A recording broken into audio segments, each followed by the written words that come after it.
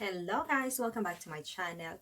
And today I just got home from work and kakain ako guys. Sobrang nagutom ako kasi I woke up so late this morning and then I went to work. I didn't have any food. Actually, I bought some salad and that's not enough for me.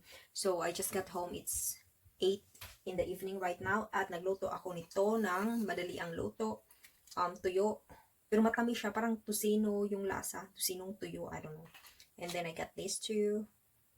Sobrang sarap, squid, and then yung rice ko is, ano na din, luto na siya. So, lagay ko kayo dito. Kuha muna ako ng plate.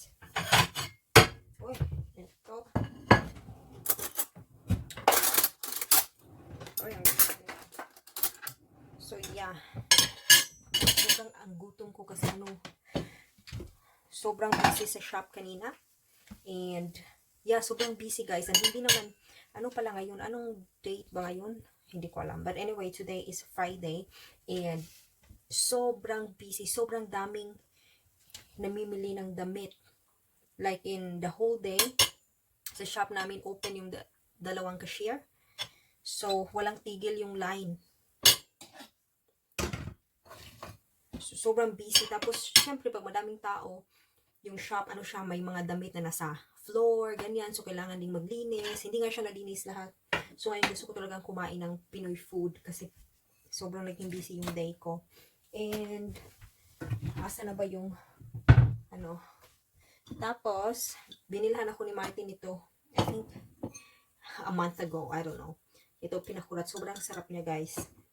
Sasawa ng aking mga dried squid. So, that's what I'm gonna do. And then I'm ready to eat. Ako lang mag-isa ngayon dito kasi si Martin, he's out with his friend. So, yan. Ang dami nang dadalhin. So, punta tayo doon sa lamesa. Oy. There you go. Dut. Yes, makakakain na din sa wakas. Kumain naman ako doon sa work kanina, pero parang salad-salad lang guys. Kasi sobrang busy ba. So ito na. Sarap niya, promise. Hagay na mukha ko eh.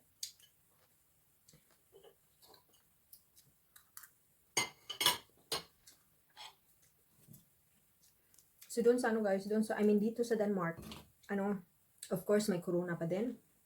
Pero na siya, parang flatten siya yung curve, hindi na tumataas. So, it's like almost everything is getting normal. Kasi yung mga shop, tapos yung restaurants open na, pwede nang kumain sa labas. Ang hindi lang open dito is yung, ano ba tawag nun? Airport, yun lang. Close pa din yung border. So, sabi daw mag-open sa June, pero hindi pa natin alam. Let's see the update. Pero so far, yun yung sinasabi nila that by June ay mag-open na. Pero sa ngayon dito, sa loob ng Denmark, sobrang siya, parang nagiging normal na. And dito pala guys, it's so weird kasi diba sa Pilipinas, kailangan talagang nakamask. And I agree na dapat nakamask talaga yung mga tao para to avoid spreading the corona. Pero dito sa Denmark, yung advice is mamask ka lang if may sakit ka. Pero kung wala kang sakit, you should not wear a mask. So, one time,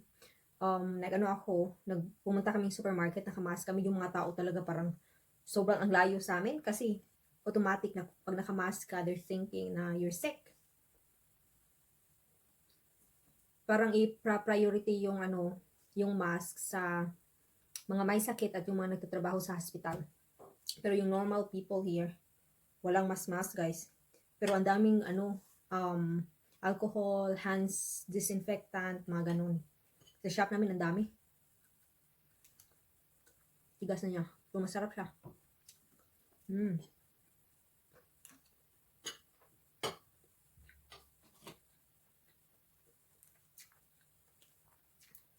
Ito tuyo siya pero yung paggawa niya parang, ewan ko ba ano talaga tawag nito, pero parang Tocino. Kasi matamis.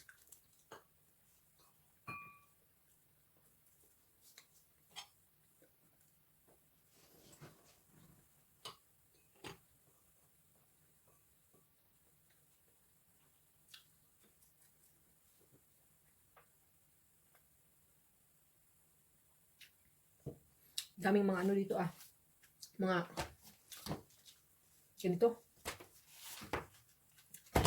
Titingnan natin yan mamaya. Baka may sale ba?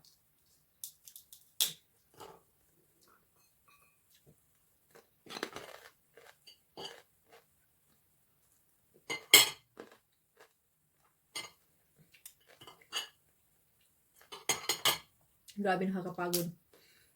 Tapos, actually, I had 2 days off. That was yesterday because it was holiday. And then, Wednesday. So, Wednesday, Thursday, day off ko. And ngayon nag-work ako. It's Friday. And sobrang busy. Grabe, iniisip ko nga, ano ba, may sweldo na ba? Ganyan. Pero wala, ano lang. Feel lang talaga ng mga tao mag-shopping. Tapos, work din ako Saturday, Sunday, Monday. Tapos, sa Tuesday na ako off. And then, after that, work na until Friday. Busy ng life guys.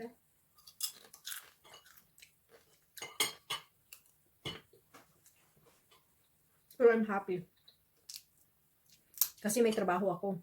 Yung iba, there's a lot of people who nawala ng trabaho kasi because of this corona.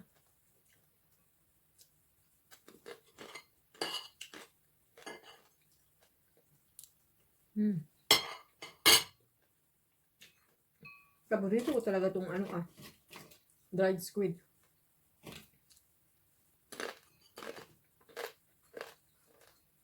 Napaka-crispy pa.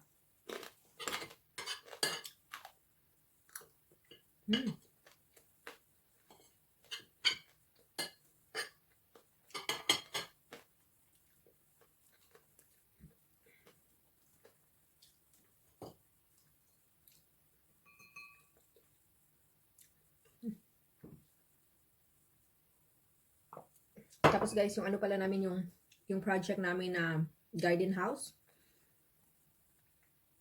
Ano siya? Ang tawag nun? We smash it down already. So wala nang bahay dun sa garden na yon.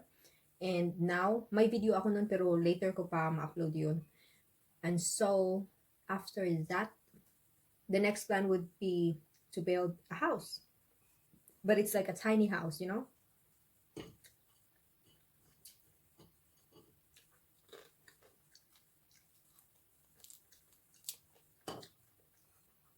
Tiny house. Maganda din naman yung maliit na bahay para maliit lang yung lilinisan. Tsaka gusto ko rin talagang may nag-watch pala ako ng guys sa Netflix yung ano bang tawag nun? Nakalimutan ko.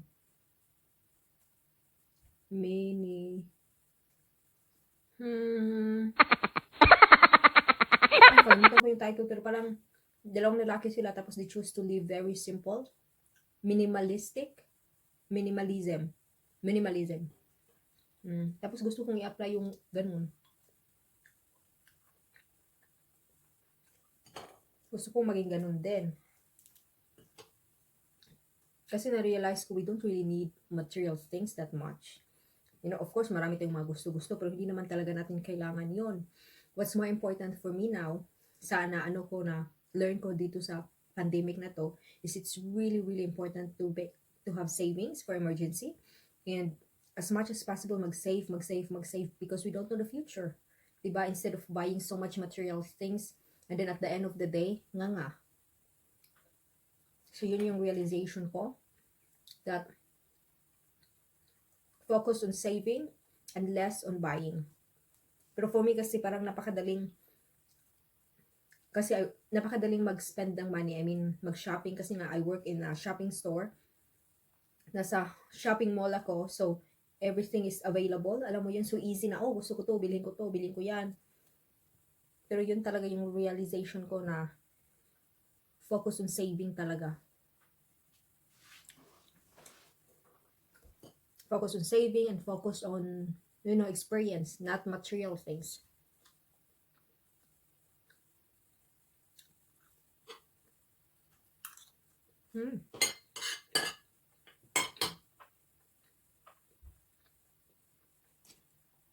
Masarap siya guys, pero ang tigas.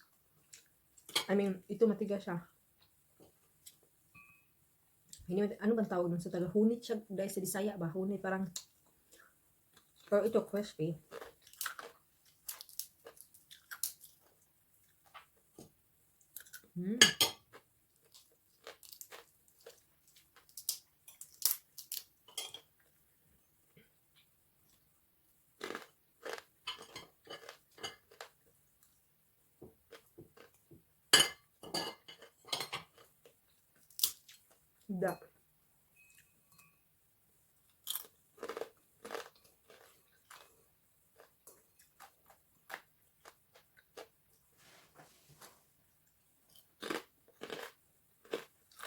Perfect pagkaluto ko ditong squid.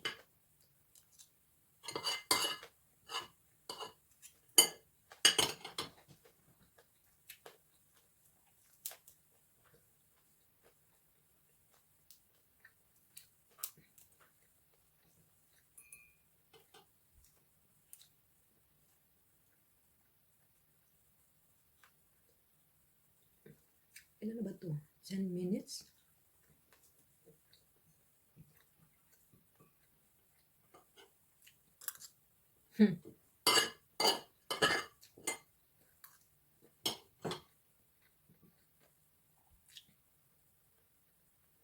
Sarap niya, promise.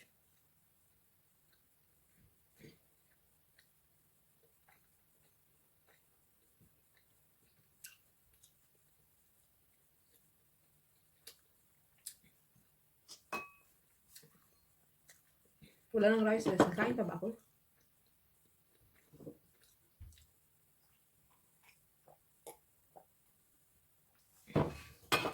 Kuha muna ako ng rice pa. Rice pa more.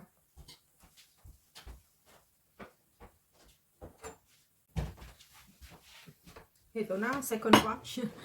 Diet sana ako, guys. Pero hindi talaga carry. Sarap talagang kumain. Pero, sabi nga ni ano pangalan niya? Kalimutan ko naman.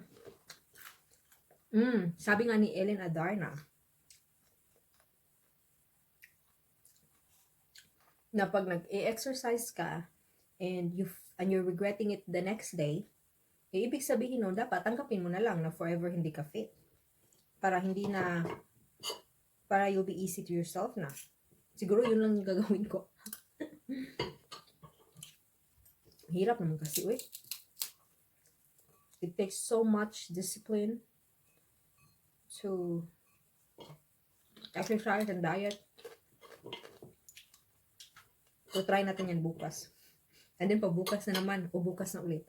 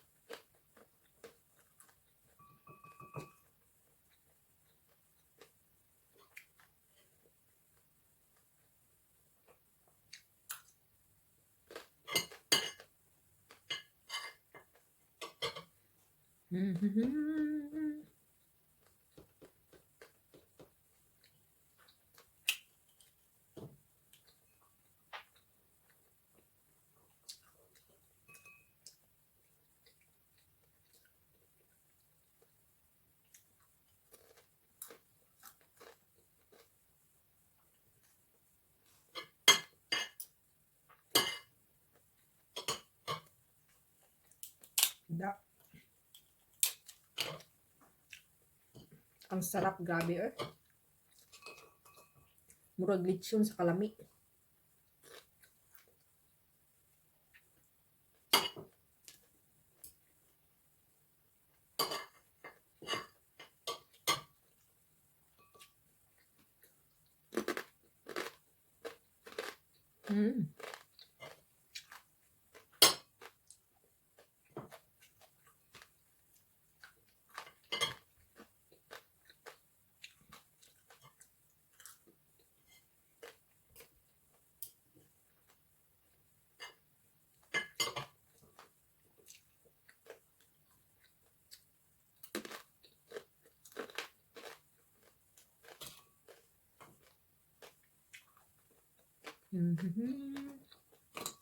Ito na muna.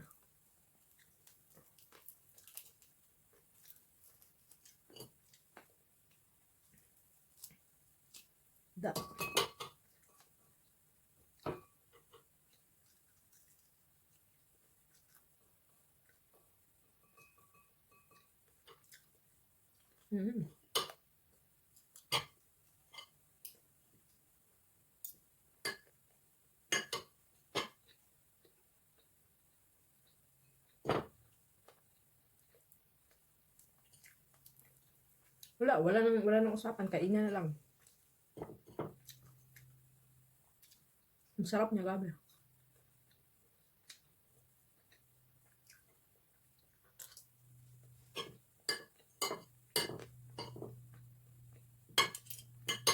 Mhm.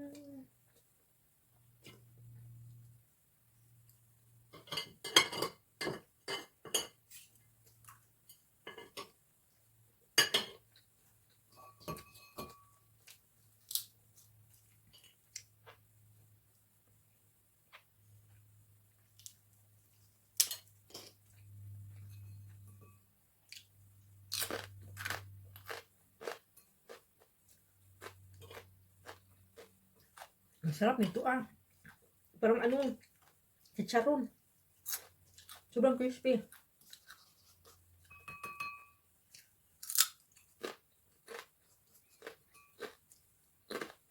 Mm.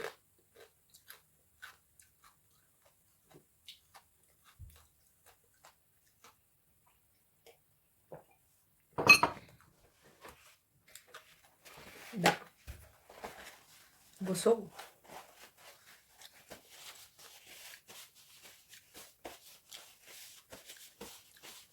Busog-busog. So yun guys, tapos na akong kumain and yeah, maliligo na muna ako tapos magre-relax, matutulog mga 1 hour after. Anong oras na ba? 9 na pala So yun yung aking gagawin. Sobrang pagod ako today and then I have to go to work early tomorrow, so kailangan ko magpahinga. So yun guys, thank you so much for watching and enjoy the rest of your evening.